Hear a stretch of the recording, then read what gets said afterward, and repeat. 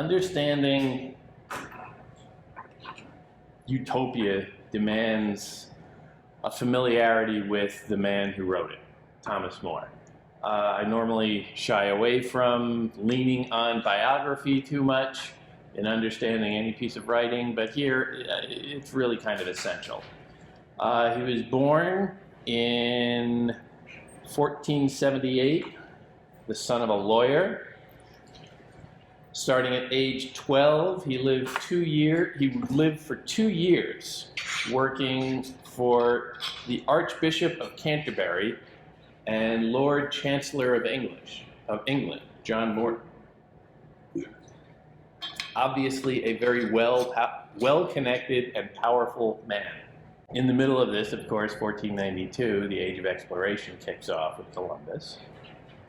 From ages 14 to 24, he attended Oxford University and then studied law.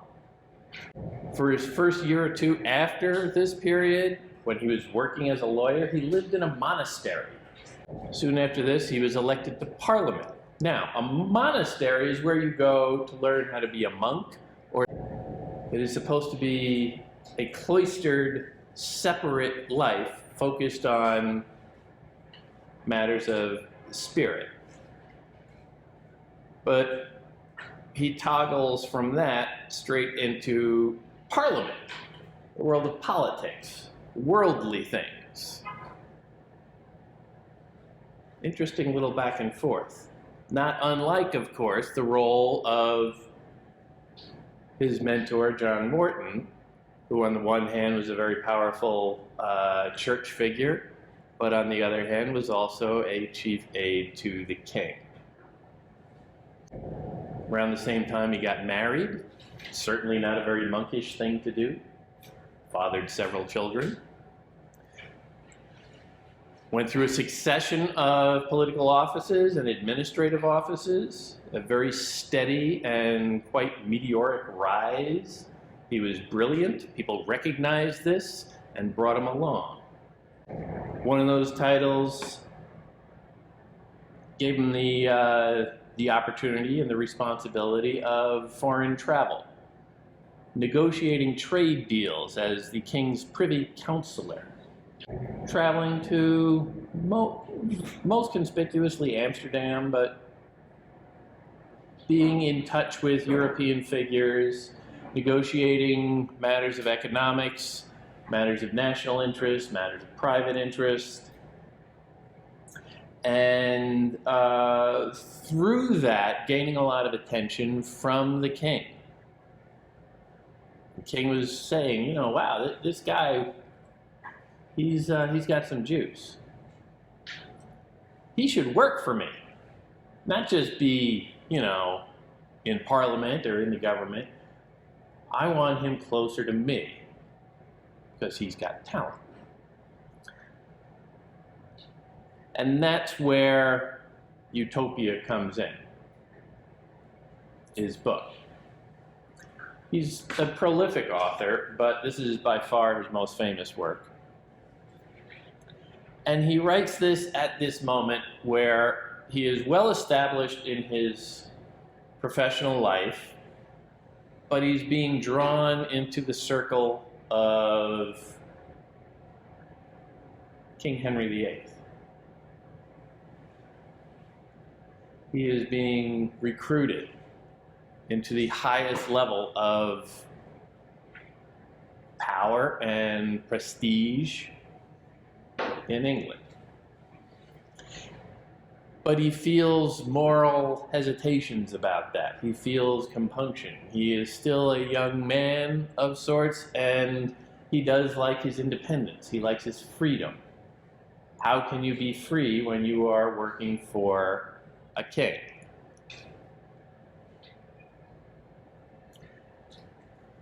And he writes this book, Utopia, as a kind of working out of this problem. Now, the critical aspect of this, and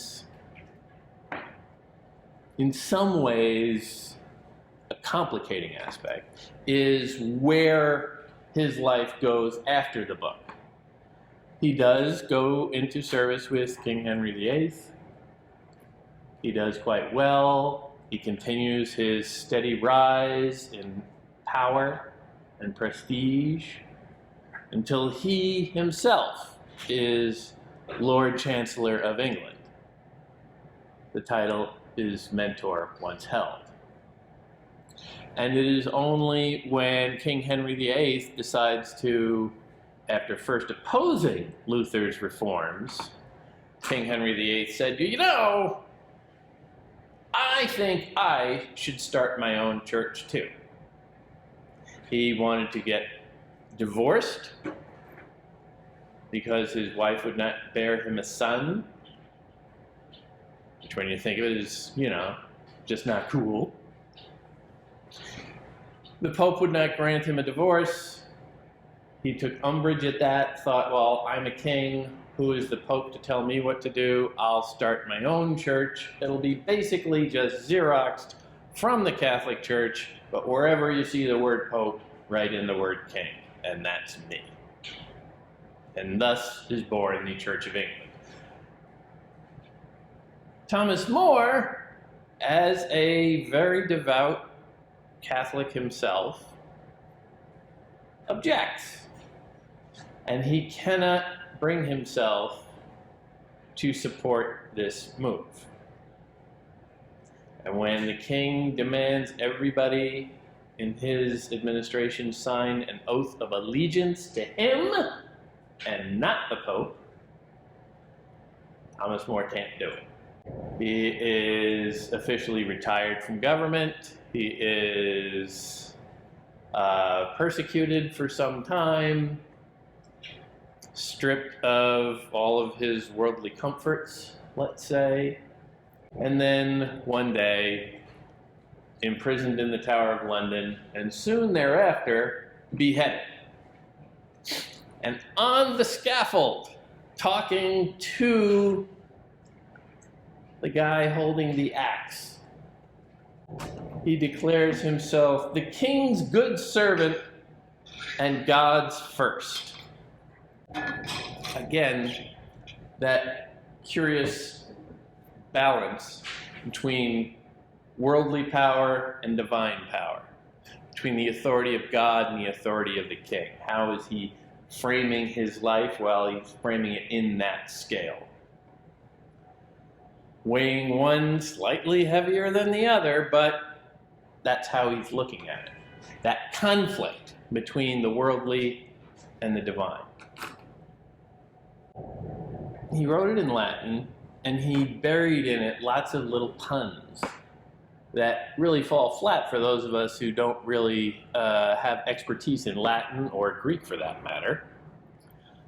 But the title Utopia itself, it's now an English word, so we can all know, well, it means like an ideal place, a utopia. But in the original Greek, it means no place. Imaginary, fanciful. In English, pronunciation is exactly the same as the Greek word utopia with an E, which means good place, which conjures other kinds of images, a kind of Edenic paradise. Is it good place or is it no place? All of those little puns are played throughout. The characters that he deals with, so to speak, in part one, a traveler named Raphael Hythlodaeus in the original. Hythlodae is Greek for speaker of nonsense. Raphael is Hebrew for healer. And in fact, he is punning on his own name quite often also, because he writes himself into this in a character called More, or sometimes More or Morus. And everybody reading this at the time, conversant in Greek and Latin, would know that Morus is Greek for idiot. We get the word moron from it. But as I said, these jokes tend to fall flat to the modern reader. The form of what he writes in the part 1, book 1, is what is known as a dialogue. There's not a huge amount of story here. It can be a little confusing to read, and that's kind of the point. A dialogue form goes back a long time before that. Most famously, the Greek writer Plato, the philosopher, wrote most of his work in dialogue form, where you have not really characters, but just these stock figures who would give speeches espousing one perspective or opinion or another, and then another figure would oppose that in some way.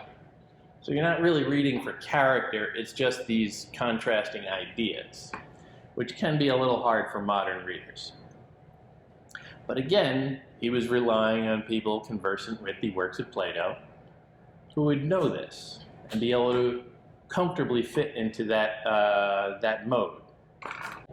Significantly, however, part 1, which we will talk about tonight, part 1 is written after part 2. He wrote part 2 while he was on an extended diplomatic mission in Europe and had a little downtime. And then for some reason, he came back and he wrote part 1. Now, we will see tonight that part 1 is kind of designed to be a little difficult, kind of designed to be a little confusing, kind of designed to at times entertain you and at other times utterly befuddle you. And this is all intentional. Part 2 is really just a description of this fanciful land. There's really no story at all, but the description of that imaginary place is rather pointed and points out a lot of, sharp contrasts with current European and specifically English society. And when More got back to England after his diplomatic mission, and he realized, okay, this is pretty good, and my friends all like it, and I'm going to publish it, but you know, I could get in trouble. Because some of these ideas are problematic. And I don't necessarily want to be held accountable for them. So, what can I do about it? And so he wrote part 1 as a kind of preface. And it's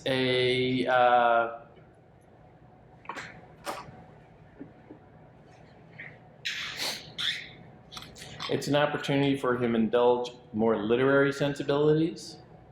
It's an opportunity for him to cover his posterior a little politically.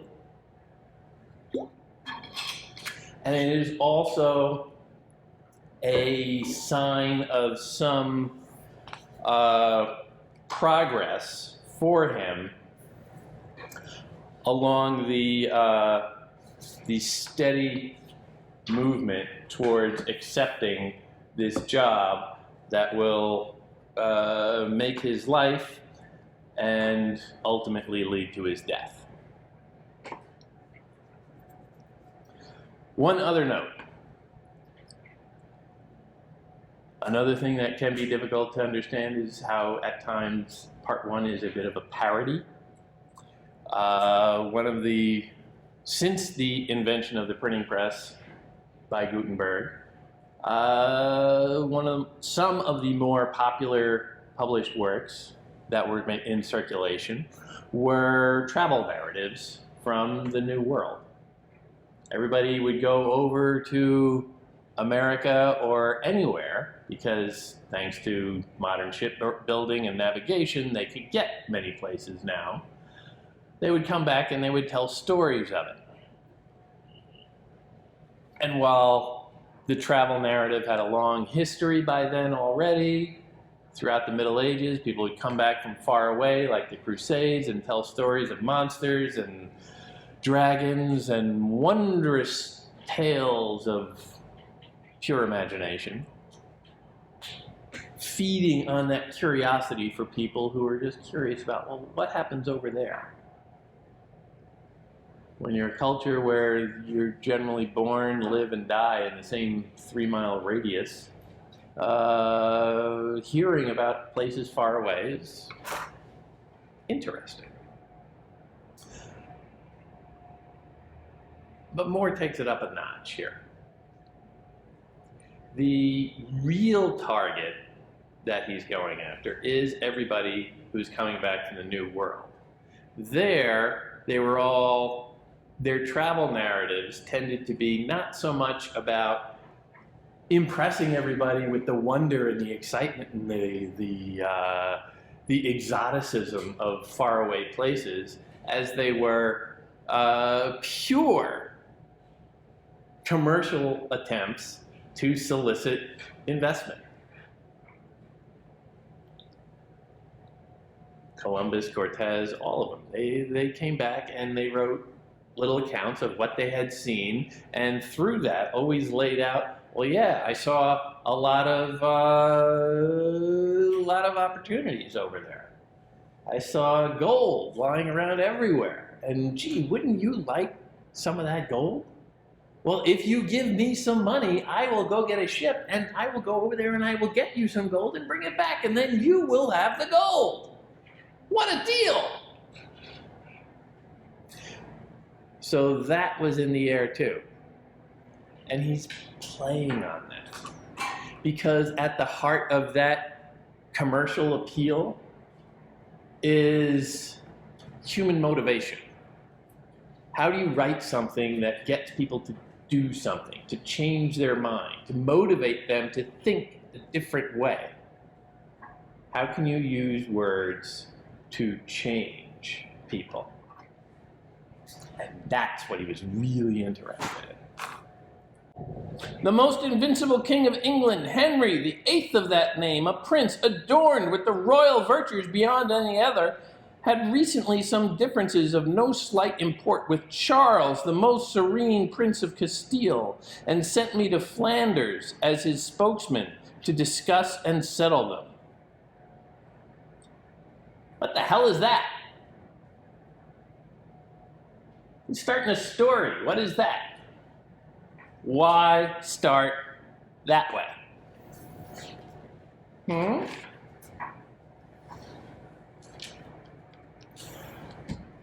What's he doing in that first sentence? And we will pick up from sentence to sentence, but you know. First things first. Always look at beginnings and endings. What's he doing there? Did he explain who King Henry was? Yeah, he explained who King Henry was. Chances are most of the people living at that time, however, and he was writing it very much for his contemporaries, they probably knew who he was. King Henry was no wallflower. He liked PR.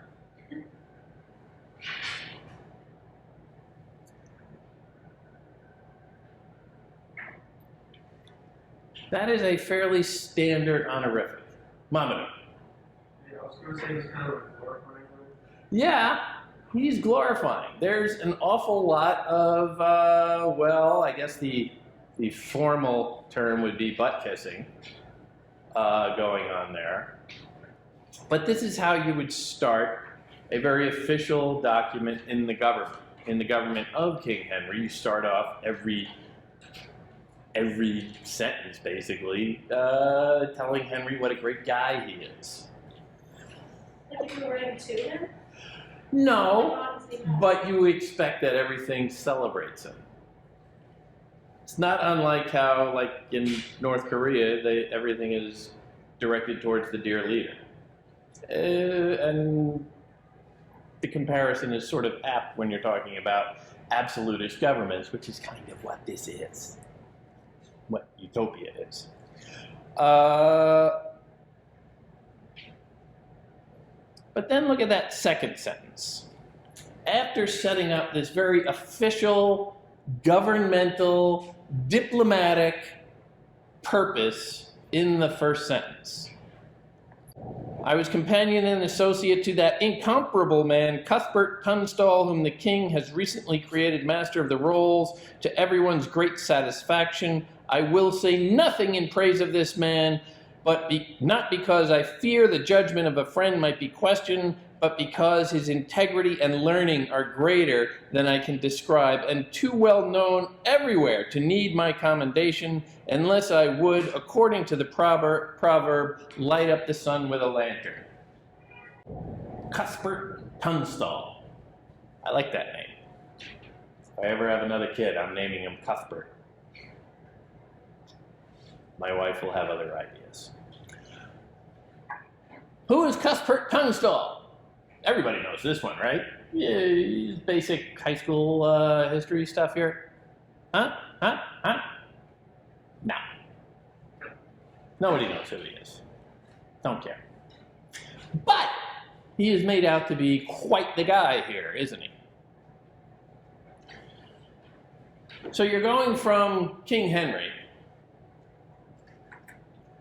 who likes the grandiose descriptions of himself, and then you're taking that same grandiose mode and slapping it on Cuthbert.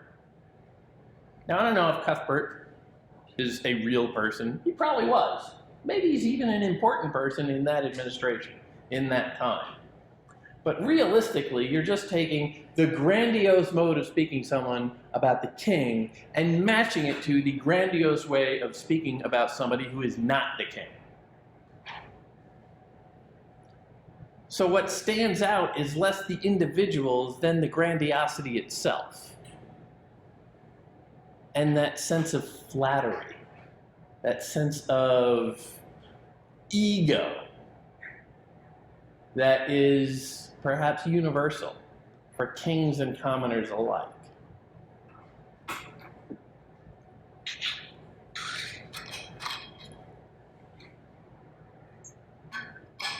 In contrast to this,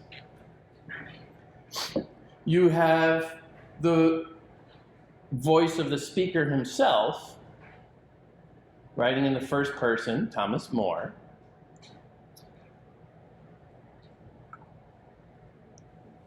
who seems to be a little bit more obsequious or humble. But because his learning, or his integrity and learning are greater than I can describe. This guy is so fantastic. I'm not great enough to even capture the scope of it. So you see how that little thread gets woven through there. A kind of distinct humility, deliberately stated, which is itself a kind of, let's face it, mask. I'm so humble, I'm going to write in a very grandiose style. But he's twisting around these ideas of pride and humility and putting that front and center for your consideration in the first paragraph. Always pay attention to beginnings and endings.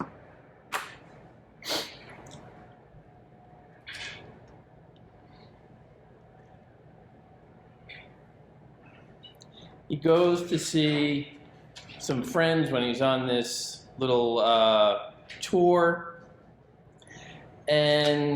or this diplomatic mission. We are introduced to Raphael Hythloday. We are told what a great scholar he is, how he has recently returned from voyages with Amerigo Vespucci, noted Italian map maker, more than an explorer. But here, what are you going to do? Explorer, of course, the namesake of America itself. So pitting this new character, who is described as a kind of a wild man,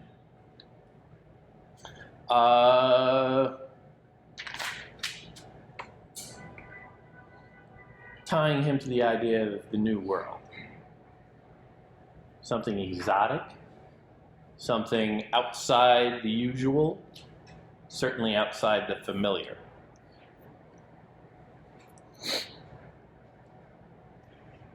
The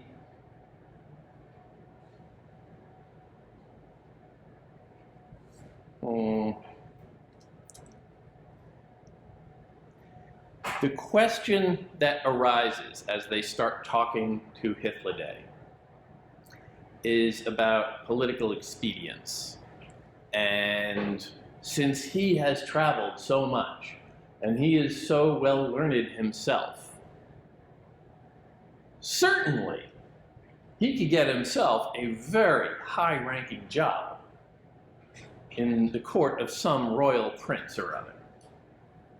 Certainly, you've got the resume.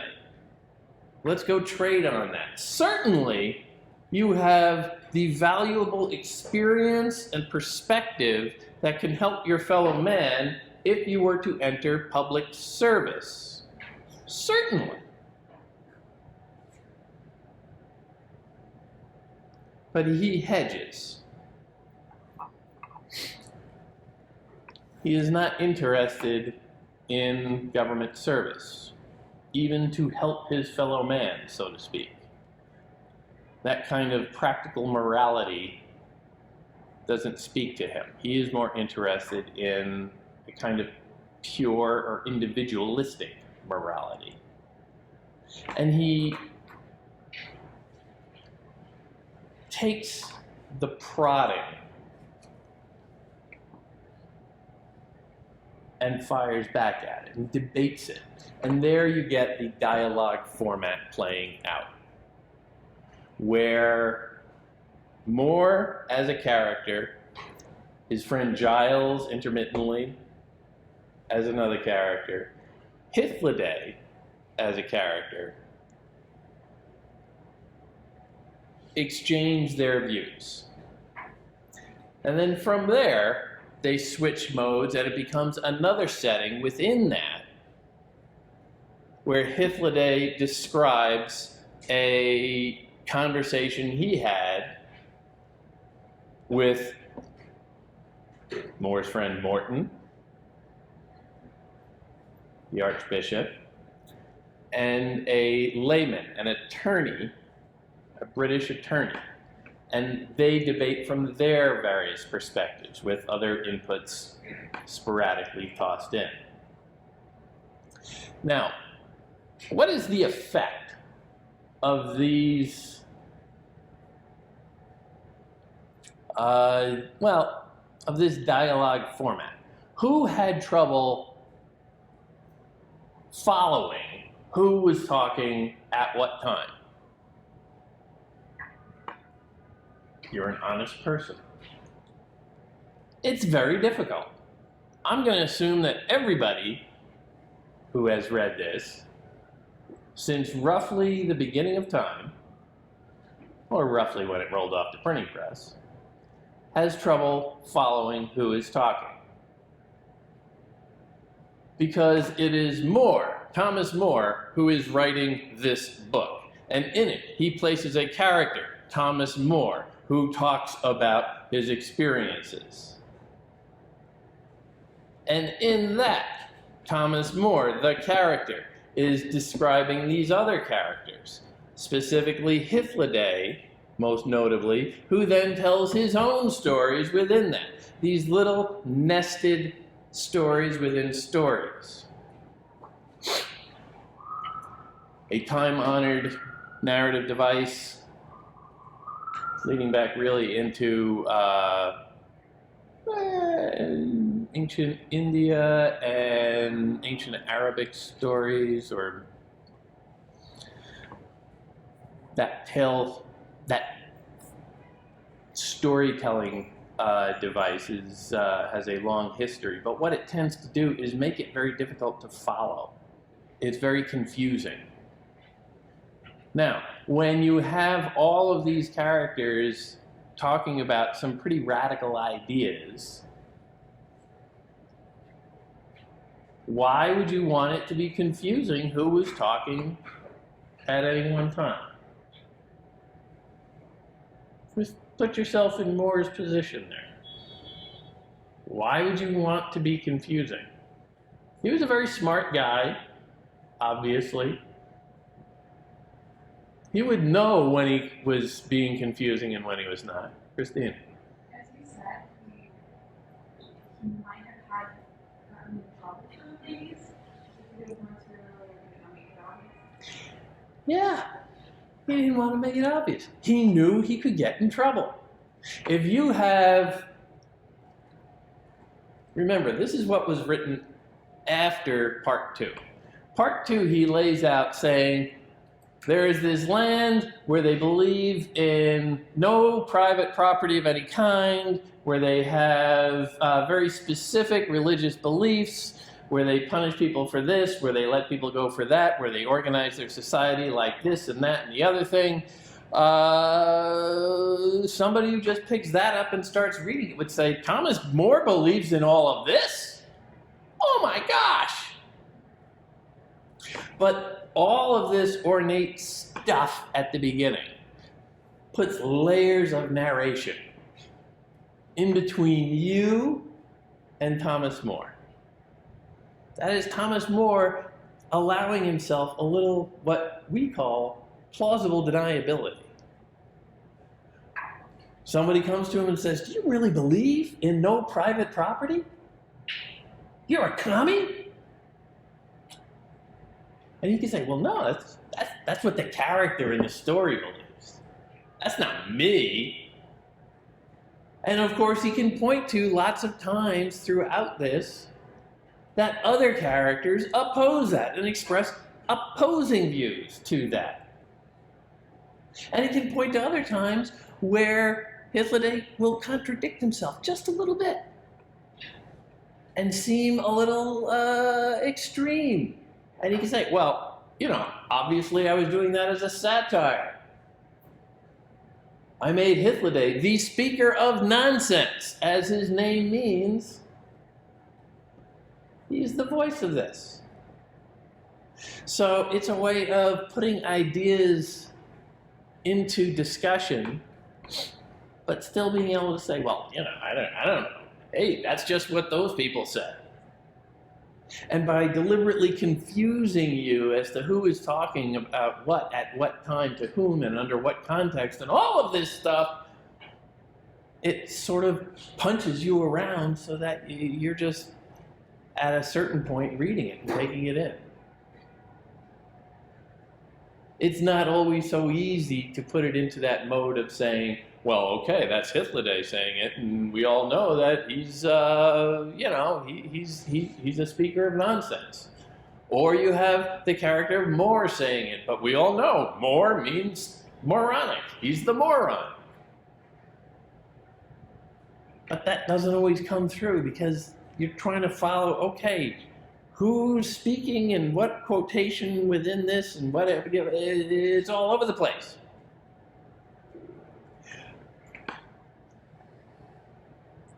So you're left with being just a little punchy, just a little almost disoriented, and these ideas start seeping into you. You don't know how to really judge them objectively, so you're trying to struggle. And it is through that struggle that maybe you will figure it out. But now that is part of the medieval European tradition of art is always supposed to look a little phony. It is never supposed to be simple. It is always supposed to be elaborate and complex so that you try and figure out what the hell it means. And by doing that, you are imitating the action of devotion. of trying to peel back the layers of interpretation of God's creation to figure out what that means.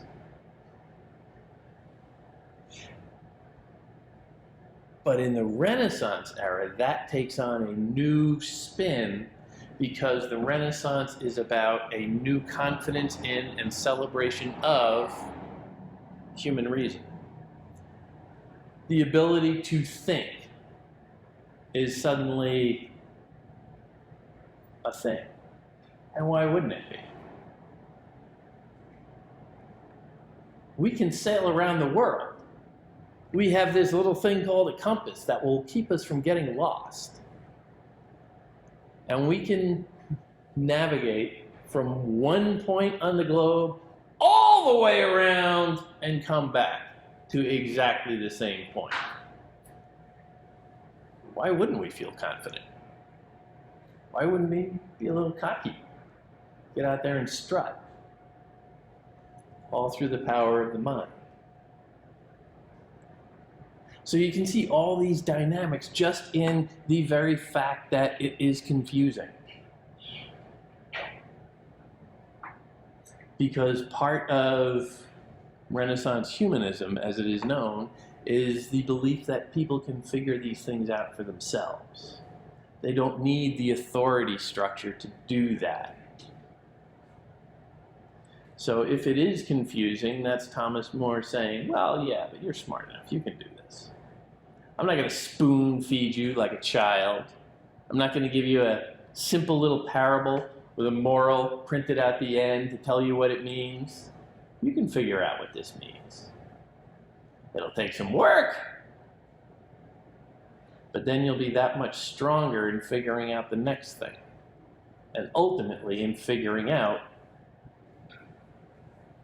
the mind of God himself.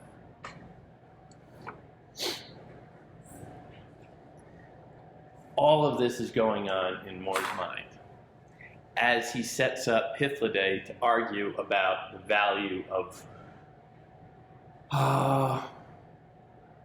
working in government, quite frankly. Does he want to take a civil service job? That's really what it boils down to in terms of a plot, this little discussion they're having. Talking about crime and punishment. Severe and terrible punishments are exacted against theft when it would be much better to enable every man to earn his own living instead of being driven to the awful necessity of stealing and then dying for it. Oh, we've taken care of that, said the fellow. I believe that's the lawyer there. There are the trades and there is farming by which men may make a living unless they choose deliberately to be rogues. Oh, no, you don't, I said, and this is Hythloday. You won't get out of it that way. We may disregard for the moment the cripples who come home from foreign and civil wars, as lately from the Cornish battle, and before that from your wars with France. These men who have lost limbs in the service of king and country are too badly crippled to follow their old trades, and too old to learn new ones. But since wars occur only from time to time, and that's him being a little ironic there, because this is a very warlike era, let us, I say, disregard these men and consider what happens every day. There are a great many noblemen who live idly, like drones, off the labor of others. They're tenants whom they bleed white with constantly raising their rents. This is the only instance of their tight-fistedness because they are prodigal in everything else, ready to spend their way to the poorhouse. These noblemen drag around with them a great train of idle servants who have never learned any trade by which they could earn a living. As soon as their master does, or they themselves fall ill, they are promptly turned out of doors. For lords would rather support idlers than invalids, and the son is often unable to maintain as big a household as his father had, at least at first. He's talking about how a society treats its poor. What should a humane public welfare be? And you can see some of the shots he's taking there. The noblemen who sit idly by while others bust their humps for him. Now here I will refer back to his particular place in life. He grew up okay, comfortably, and he had certainly had a lot of material success as a young adult. Often on that, or at that intersection of government and money. The Renaissance also brought us a rising middle class. The economic disruptions had caused a lot of these people to, well, a lot of these poor people who before might have nice, quiet little farm jobs, they were suddenly getting kicked off land that they thought was just free for everyone, and told, no, this belongs to the big guy in the big house over there. You can't be here anymore. So they all flocked to the cities where they didn't know how to do anything, and they became vagrants, essentially. That's what they're talking about here.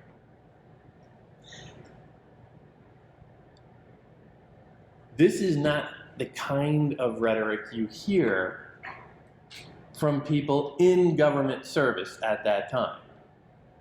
Pointing out to Henry VIII, yeah, you've got a whole nation full of people who are starving to death because they have nothing.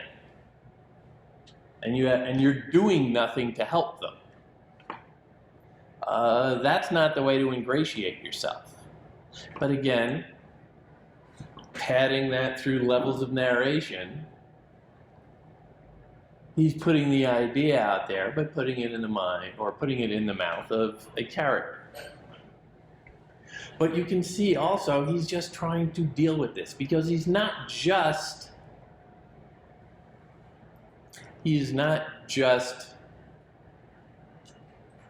coming at this with a settled mind himself. There are different perspectives that he is dealing with this argument. And you can see him hedging on this, wanting to put this idea out there, this idea of economic inequality.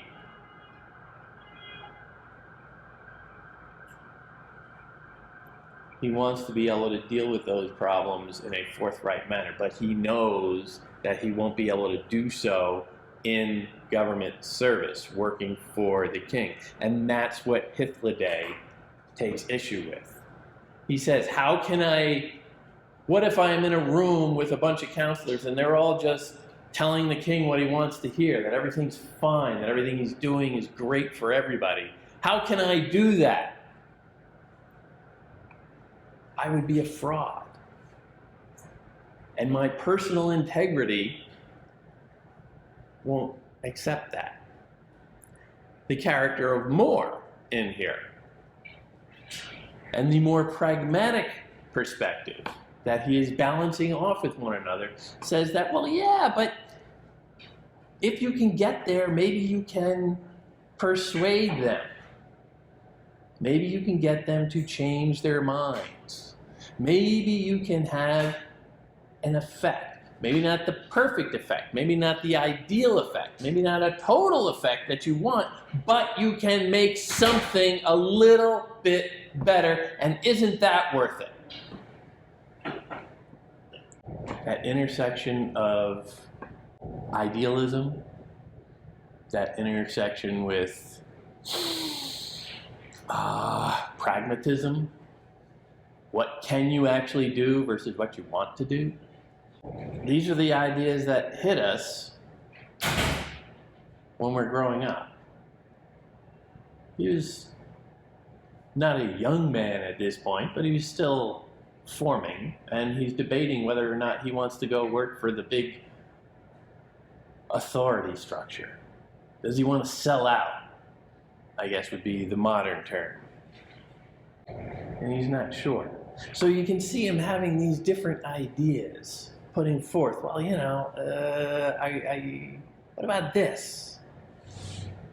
and he's struggling with it in a very public way, as if he's trying to work it out not just for the reader, but for himself, because he is essentially feeling himself being dragged into this life of a government job, very serious responsibilities, the inability to speak his own mind ever. They have a discussion about mercenaries, professional soldiers, and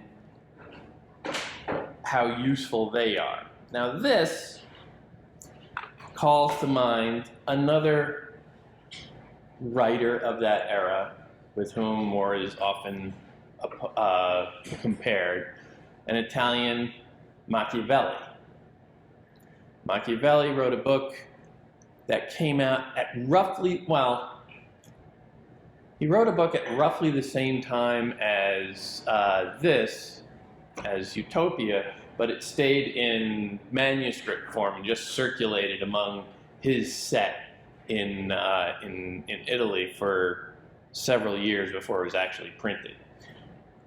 And there is no evidence that More ever read Machiavelli, but he was very plugged into European intellectual currents, so it's not unlikely that he could have picked up on certain rumors and certain ideas that were just in the water. And one of them was about, the bulk of Machiavelli's book, The Prince, is about how to strip away amoral, or how to strip away all the moralism of Christianity in practicing government. Because all that fussy love thy neighbor stuff really just gets in your way. And that whole book was an argument that, you can get more done if people are afraid of you. It's better to be feared than to be liked. It's better to be thought somewhat evil because people will listen to you, and ultimately that serves the greater good. And one of the issues that he takes up that is actually in curious confluence with More is this question of mercenaries, professional soldiers. Is it better to have a standing army, or do you just want to,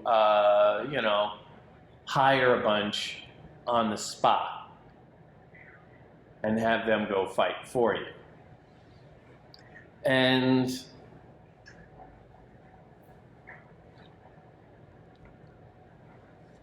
the lawyer in this discussion puts forward a utilitarian argument saying that, it's good to have poor people around because they make good soldiers. They got nothing better to do, no real skills, let them go out and club one another to death. It's good. Be all you can be. That amoral secularism sounds an awful lot like Machiavelli. Hythloday, however, comes back at him, the lawyer. Remember, More was a lawyer, though. Hythloday counters with an argument against the use of mercenaries, saying that, and here he's also sort of echoing Machiavelli, saying that they lack loyalty, so you can't really count on them. Somebody offers them more money, they'll switch sides like that. He is putting it into a question of an ideal frame of mind. Loyalty is another kind of faith. So he is taking the very worldly concerns of Machiavelli and saying, no, we're not going to strip away the Christianity of it. We're going to embrace the Christianity of it. That's Christian humanism, as it comes to be. And that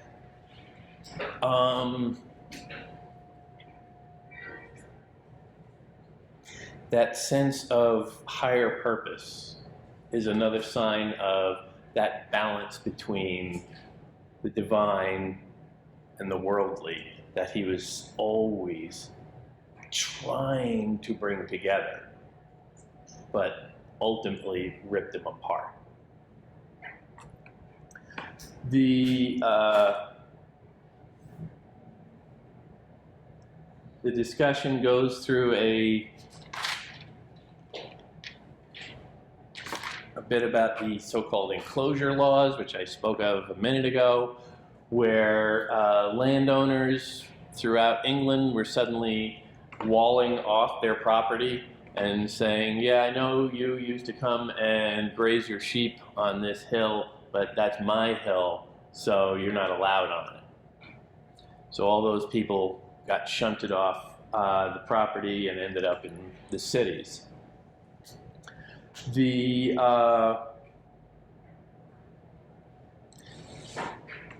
problem of the underclass that got created because of that, as a result of that,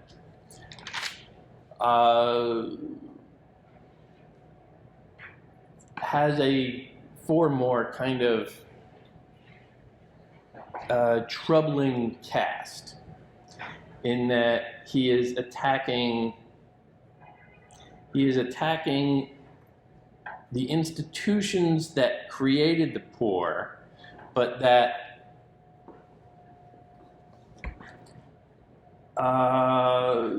show him to be occasionally a little judgmental. To make this hideous poverty and scarcity worse, they, the poor, exist side by side with wanton luxury.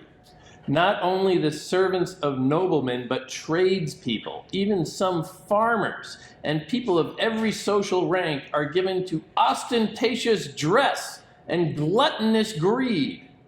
Look at the eating houses, the bawdy houses, and those other places just as bad, the wine bars and ale houses. Look at all those crooked games of chance, dice, cards, backgammon, tennis, bowling, and quoits, in which money slips away so fast. Don't all these lead their habitués straight to robbery? Banish these blights, make those who have ruined farmhouses and villages restore them, or hand them over to someone who will rebuild. Restrict the right of the rich to buy up anything and everything. What's this problem with tennis?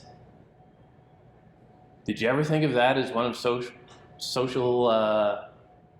let's say, one of society's great ills? Tennis? Bowling? When somebody complains about the corrupting influence of tennis, what might you assume about them? What is your reaction to that? Think about all those, polite people in nice little outfits batting a tiny ball over a net. They got nothing else to worry about. Does it really seem like the worst thing in the world? Tennis? No. It's not particularly my game. I don't time my summer around watching Wimbledon. But it seems a little silly. Now, this is the great moralism coming up, that all these things are, dilettantish. It's corrupt in its way. But it's a little arch and a little high-handed. Now, say what you want about ale houses, eating houses, bawdy houses. Sure, maybe those are where, the not-so-nice people hang out, Got to have an ID to get in.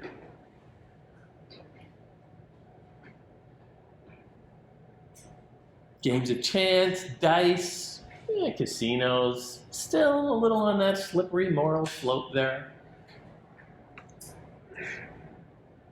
But that sense of moralism, is very idiosyncratic, as I think tennis singles out. And the remedy that is recommended is a little extreme. Banish them. Really? No tennis? No drinking? No games? Period.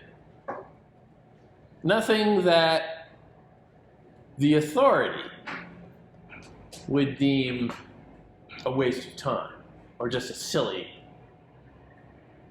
compromise of your moral standards. Now, this could be moral from More's standpoint. More was the guy who lived in a monastery as a grown man. He was known throughout his life to practice a very austere lifestyle like he pursued in the monastery. His son-in-law wrote a very famous biography of him, which was really just a big PR move to try and get him canonized as a saint. It took a few hundred years, but it worked. Where his daughter, More's daughter, was serving him dinner one night and noticed that as she was standing over him, ladling food into his bowl, she noticed that he was wearing a hair shirt, which is what it sounds like, a shirt made out of hair. It is a fairly standard garment worn by monks, meant to be very uncomfortable, very itchy, and just to induce suffering, like the suffering that you're supposed to experience on earth to remind you to focus on heaven. More was doing this as a man in his later life, fully empowered, living a very comfortable middle-class life, working for the king, but he was drawn to that sense of austerity, that sense of rigidity, that judgmentalism of other people. I am willing to suffer, so everybody else should too. No dice, no drinking, and no tennis.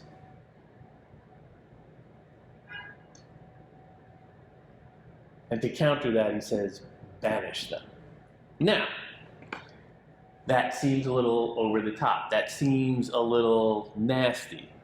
Certainly More as a figure, and again, I'm going biographical here, has some evidence in that. Before he was beheaded for being heretical to the king's new church, he practiced torture, or persecution at least, that ultimately led to torture downstream, of heretics under the early reign of Henry VIII. These new Protestants that were coming up and saying, yeah, the Pope, the Pope ain't cool.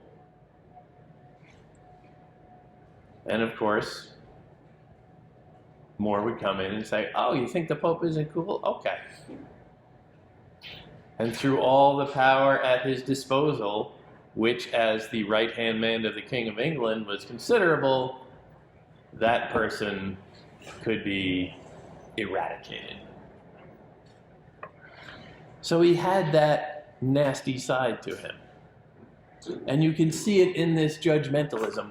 But the question is, as a literary device, do we judge that judgmentalism and say, well, yeah, he's going a little over the top there, but he's making it kind of obvious that he's going over the top there, it seems. From my perspective, the word tennis and that strong banish them makes it seem like we as readers are supposed to lean back and say, well, all right, yeah, that's getting extreme. So we are being sucked into this little drama that is unfolding in the dialogue. We are active participants in this dialogue with everybody who espouses a different opinion, a different idea, a different position on these very sharp debates. We're coming in and we're saying, yeah, that's a good idea, but I don't know about that one. And so he is crafting this to draw us in, to exercise our own power of reason and develop our own ideas about these same questions. But the dangerous part of that is, does any king or authority of any kind want average people to develop their own ideas? Martin Luther had his own ideas, and he had some consequences for those. But you can't necessarily pin that down on anyone here. More keeps slipping away as you're trying to get to it because he has so many layers of narration clouded in. The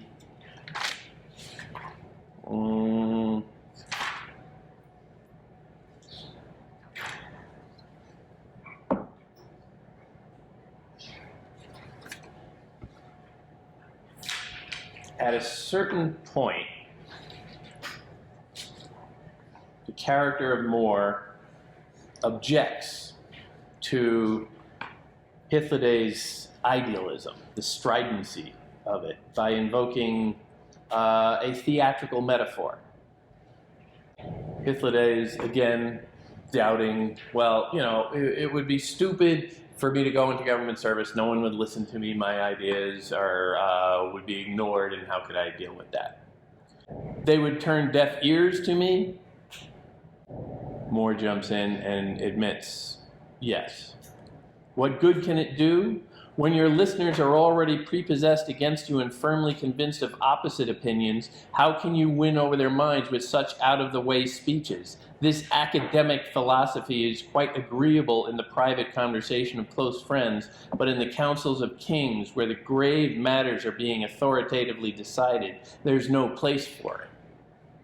So More, the character, is saying, well, yeah, you're going a little far off the deep end here, but if you just reel that in, you can maybe do some good. Do some good in a practical way. That is just what I was saying, Raphael replied. There is no place for philosophy in the councils of kings. And all this is reminiscent of Plato, the inventor of the dialogue form, who posited in designing his own ideal world in a book called The Republic, says you need a philosopher king at the top with absolute rule. A king who is wise like a philosopher. But More is taking a shot at the academic philosophy, saying, you know, don't just be in your ivory tower spouting stuff off like a college professor. Come work and do good works. Remember, the doctrine of good works in Catholic teaching says that in order to get into heaven, you need to actually do good on this work, on this earth, and for that you can get into heaven. That is a central critique of Protestantism when Luther says, no, through faith alone, solo fides, you can get into heaven. God doesn't care what you do on earth. It's all about what he has imagined long before you were ever born. His design is perfect. Yes, there is, I say, but not for this school philosophy which supposes that every topic is suitable for every discussion. There is another philosophy that is better suited for political action, that takes its cue, adapts itself to the drama in hand, and acts its part neatly and appropriately. Taking another shot at the academics of the world, professors. But he uses that word drama. And then he goes through this metaphor of, well, it's like you're in this comedy. And it's a silly, goofy comedy, but then all of a sudden you have a character come on and he starts saying something very serious and very dramatic. And it just, it's sort of out of joint. It's inappropriate to that mode. So if you're going to work in the world, you cannot go in and start spouting off highfalutin idealistic philosophy. You need to fit it to the political realities of the time. This is pragmatism that More is advocating. The character of More is advocating, and you see it balanced against the idealism of Hythloday. Pragmatism and idealism. This world, the ideal world. The body and material and the spirit and the divine.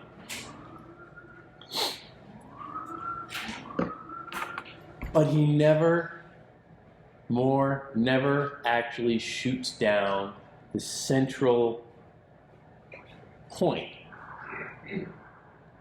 that Hythloday is making. That injustice can only be constrained by compromising your individual liberty. More says, yeah, sure, to extend that, just go and pretend every now and then to agree with everyone. Go along with it. Play your part. Play the role that it is laid out for you in those important rooms of government. Make it seem like you agree with them on everything. Play the part. Act like you're in a role, a drama. But through that, you get into the room and you can make positive change. That pragmatism. Now, you can look at that and say, well, yeah, now he's talking about just pretending. Now he's talking about lying. How inauthentic is that? And is that really the way I want to live my life? Is that what I aspire to be? A pretender?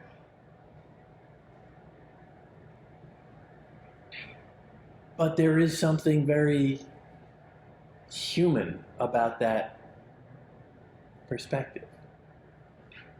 It accepts that, yeah, the world is not ideal. We are not ideal. We do like going to ale houses and wine houses and bawdy houses. We like playing dice and backgammon and, yes, tennis. I really don't like playing tennis. I'm a klutz. But we have to accept that because we are not God.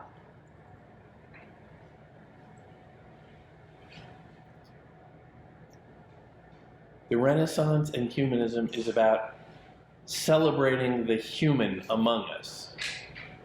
Humanity is worth consideration, but it is balanced by our aspiration to be like God.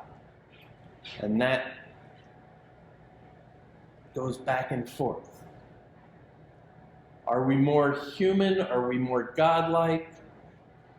Does our animal nature, like Enkidu, always drag us down? Or can we aspire to the idealism of what we can imagine the divine world to be?